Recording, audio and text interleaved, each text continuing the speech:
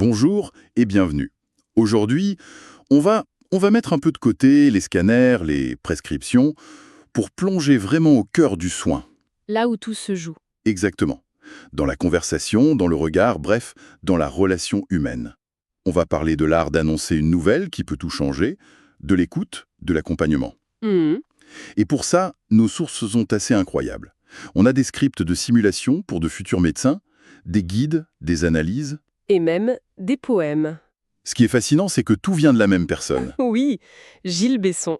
Il se définit comme patient formateur. Il a cette double casquette, quoi. Celle de l'homme qui a vécu la maladie et celle de celui qui, aujourd'hui, forme les soignants. Et c'est ce regard croisé qui est d'une richesse folle. Exactement. Et l'idée aujourd'hui, c'est de décortiquer avec ça les moments clés de la relation de soi. Du choc de l'annonce. À la vie de tous les jours avec une maladie chronique. On va essayer d'en tirer des outils, des postures qui transforment une consultation en une véritable alliance. Alors, commençons par le moment le plus redouté, celui que les sources décrivent comme une déflagration psychique. L'annonce. L'annonce d'une mauvaise nouvelle. C'est un acte médical en soi, j'imagine. Ça ne s'improvise pas. Surtout pas. C'est même un acte thérapeutique qui a son protocole international. Ah oui, Oui, on peut le retenir avec l'acronyme EPIS. C'est une sorte de boussole pour le soignant pour ne pas se perdre. d'accord. Le premier point, le E, c'est l'environnement. La base du respect. On n'annonce jamais une nouvelle grave entre deux portes. Dans un couloir où Jamais. On s'assoit dans un lieu calme, on coupe les téléphones, on crée un espace de sécurité, quoi. D'accord, on pose le cadre. Et après? On se lance directement. J'imagine que la tentation, c'est de vouloir en finir au plus vite. C'est l'erreur classique. Au contraire, on ralentit. Le P, c'est pour perception. Perception. Avant de donner la moindre info, on demande à la personne « Pour vous, où en est-on? Qu'avez-vous compris des derniers examens ?» Pour partir de là où la personne en est, et pas de notre propre idée. Voilà. Ensuite, le I, c'est pour invitation. On demande la permission. La permission. Est-ce que vous vous sentez prêt à ce qu'on regarde les résultats ensemble? La personne a le droit de dire non, pas aujourd'hui. C'est puissant ça, de demander la permission. On redonne le contrôle à la personne, à un moment où elle a l'impression de tout perdre. Précisément. Puis vient le C pour connaissance. C'est l'annonce. Le moment critique. Et là, les sources insistent, on utilise un tir de semonce. Un tir de semonce. C'est une phrase qui prépare le cerveau au choc, du type « Les nouvelles que j'ai à vous annoncer ne sont pas bonnes ». D'accord. Et on donne l'info par petites doses, avec des mots simples.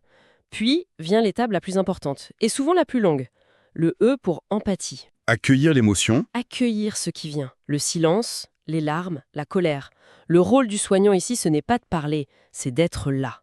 De supporter le silence. Et le S final, c'est pour stratégie. Si je comprends bien, l'idée c'est de ne jamais laisser la personne repartir dans le vide absolu. C'est ça, on ne laisse jamais quelqu'un partir sans un filet de sécurité. Concrètement, Un prochain rendez-vous qui est fixé, un numéro à appeler, un plan pour la suite, même si ce plan est juste on se revoit dans 48 heures. Ça dit, vous n'êtes pas seul.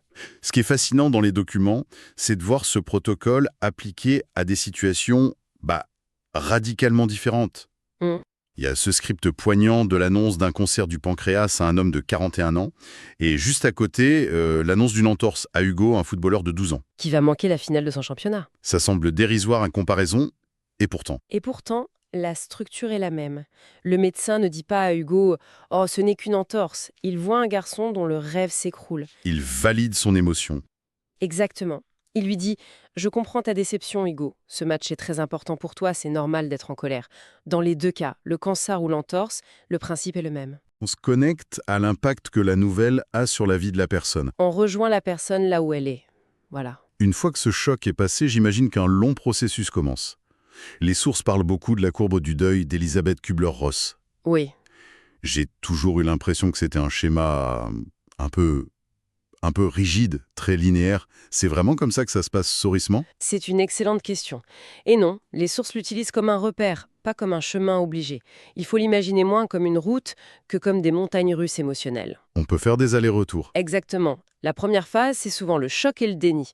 Le cerveau se met en mode protection, il refuse l'info. Il disjoncte. Voilà. Dans un de ses poèmes, Gilles Besson écrit « Mon cerveau a décidé de se déconnecter ». C'est une défense. Et puis, quand la réalité s'impose, vient la colère. Le fameux « pourquoi moi ?» C'est ça. Une colère qui peut être dirigée contre tout le monde. Les soignants, les proches, l'univers. Les textes insistent bien là-dessus, il ne faut pas la prendre personnellement. C'est juste l'expression de la douleur. D'une immense douleur et d'un sentiment d'injustice. Après ça, il peut y avoir une phase de marchandage où on essaye de négocier avec le destin, de trouver des solutions miracles pour reprendre un peu de contrôle. Et après ces phases très actives, on arrive dans un creux, la phase de tristesse ou de dépression. C'est souvent le moment où l'entourage panique, alors qu'en fait c'est une étape saine. C'est le début de l'intégration de la perte. On prend conscience. On prend conscience de ce qui ne sera plus. C'est douloureux, mais c'est indispensable pour aller vers la dernière étape, l'acceptation. Qui n'est pas de la joie, précisons-le. Non, attention, ce n'est pas de la joie. C'est une forme de sérénité. On ne se bat plus contre la réalité. On apprend à vivre avec. Mais ce qui m'a vraiment interpellé dans les documents, c'est un concept que je ne connaissais pas du tout, la double courbe. Ah oui, c'est un point absolument fondamental. L'idée que le proche, l'aidant, vit sa propre courbe en parallèle. Et c'est une source majeure d'incompréhension.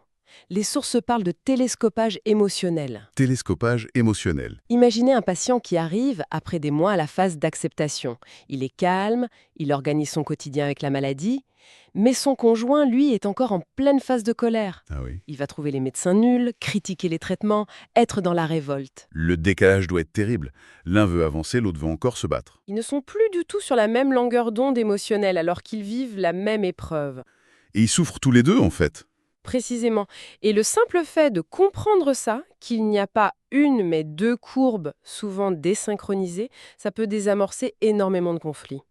On se dit, ok, il n'est pas en colère contre moi, il est juste ailleurs sur son chemin. C'est exactement ça. Ce télescopage émotionnel est vertigineux. On voit bien comment tout peut dérailler. On doit se sentir terriblement démuni face à ça, qu'on soit soignant ou proche. Est-ce que les écrits proposent des manières concrètes de gérer ça, une sorte de boîte à outils? Absolument.